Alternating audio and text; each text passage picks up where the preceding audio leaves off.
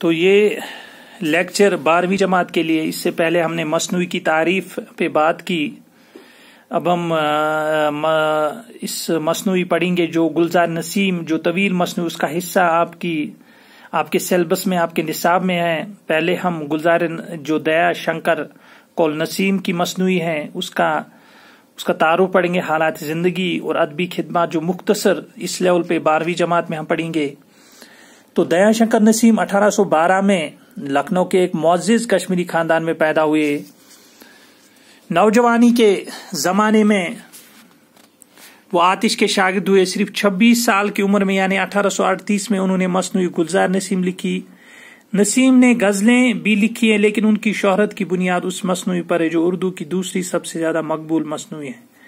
کہا جاتا ہے کہ یہ مصنوعی اپنی اصل شکل میں بہت لمبی تھی. آتش کے مشورے پر نسیم نے اسے تقریباً 2/3 کم کر دیا. لوگوں کا خیال ہے کہ مصنوعی میں کہیں کہیں جو بے ربطی نظر آتی ہے وہ اس وجہ سے تقریباً 2/3 کم کر دیا. لوگوں کا خیال ہے کہ مصنوعی میں کہیں کہ جو بے ربطی نظر آتی ہے وہ اس وجہ سے ہے کہ اسی وجہ سے ہے. لیکن یہ بھی ممکن ہے کہ نسیم کا انداز بیانی ایسا رہا ہو.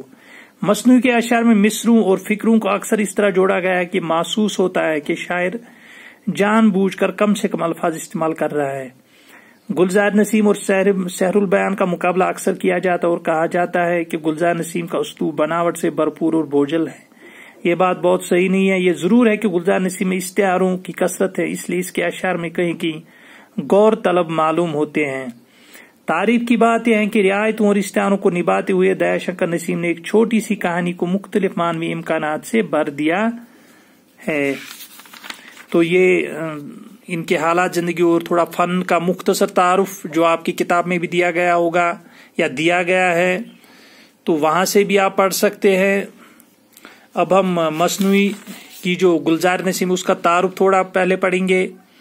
تعارف اس کا مصنوعی کی کہانی مختصراً یہ ہے کہ شہزادہ تاج الملوک اپنے باپ کے اندھے پن کا علاج کرنے کے لیے پریوں کی شہزادی بکاولی کی باغ میں پھول چرا لیتا ہے.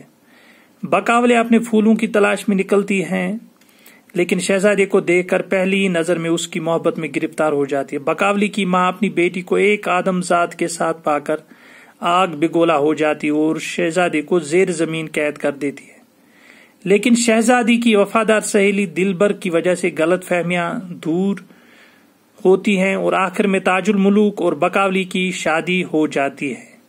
تو یہ تعارف مختصر حالات زندگی اور گلزار نسیم کا مختصر تعارف. اس کے بعد ہم مصنوعی کی قرت کریں گے، اس کو پڑھیں گے تو وہ بھی ضروری ہے آن لائن ہی. تو یہاں پہ اس وضاحت کی گنجائش بھی بہت کم ہے، انٹرنیٹ کا بھی مسئلہ ہے. بہرحال کوشش کی جائے گی کہ اس کی کم سے کم ایک قرت ہو جائے مصنوعی کی، اور اس کے بعد اس سے متعلق ہم سوالات کریں گے. شکریہ.